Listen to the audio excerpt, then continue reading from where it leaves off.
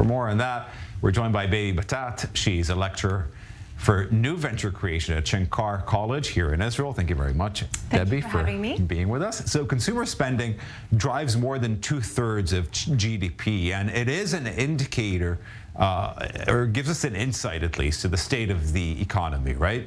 That's true. That's true. And you mentioned about actually what's known as the lipstick index and the men's underwear index. Now, this has been documented actually for nearly 100 years. It's recognized by Alan Greenspan and other significant economists. And let's look a little bit at the trends. So the men's underwear index is a little bit easier to understand. Men's underwear, generally the sales are flat. So when there are dips and fluctuations, it's easy to understand and to correlate them with what's going on in the market.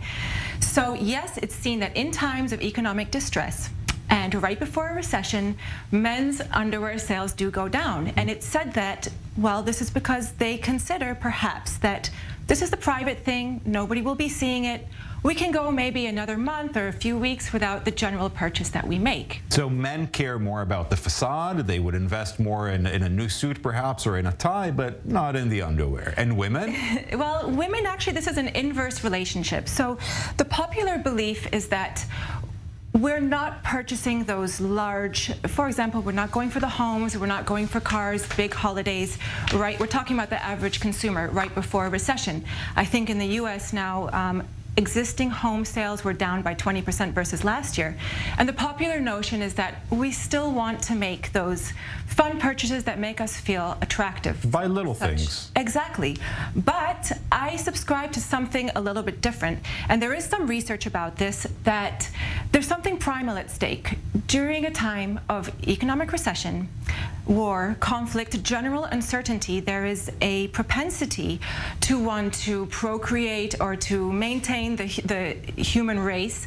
And so women are going for such things as lipstick. And there's actually data about this from Estee Lauder. They said, listen, lipstick sales are actually going up also in a time of boom. But what's unique about the time before a recession is that they go for stronger colors. Stronger colors. That's true. Wow. We also have something else that happened in Greece 2009, 2010, when the country saw one of the worst economic recessions. And there were certain kinds of plastic and cosmetic surgeries that were at an all-time high despite what was happening. And another thing that is a bit concerning, I mean, all this is just, you know, it's crazy to think about how we behave at those times of crisis. But one thing that I found interesting was the fact that people buy less fresh produce and actually buy more boxed food during times of financial crisis, when they should actually be caring more about how they spend at the grocery. Why is that?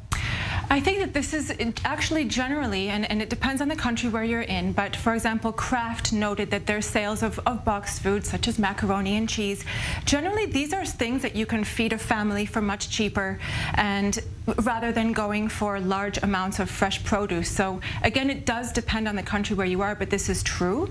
Also because people less go to restaurants perhaps, maybe it makes up for that. If they don't want to cook, they'll buy something that's ready-made. Exactly. One more question for you, Debbie. One thing that was interesting to me in the data that we looked at was about how cosmetic surgery actually goes up or went up in certain countries during times of crisis. How does that work with spending less? I mean, these are not lipstick. They cost thousands of dollars. They cost a lot of money, and I think this goes back to the original theory or hypothesis that I mentioned, that there is something inside of us, possibly, yes, we need more data, but there is something inside of us that makes us want to go to something that's more human and primal. And we even saw it actually during COVID, when there was a lot of uncertainty and people were going for many more plastic, cosmetic, and surgical and non-surgical procedures. It was a booming industry during this time.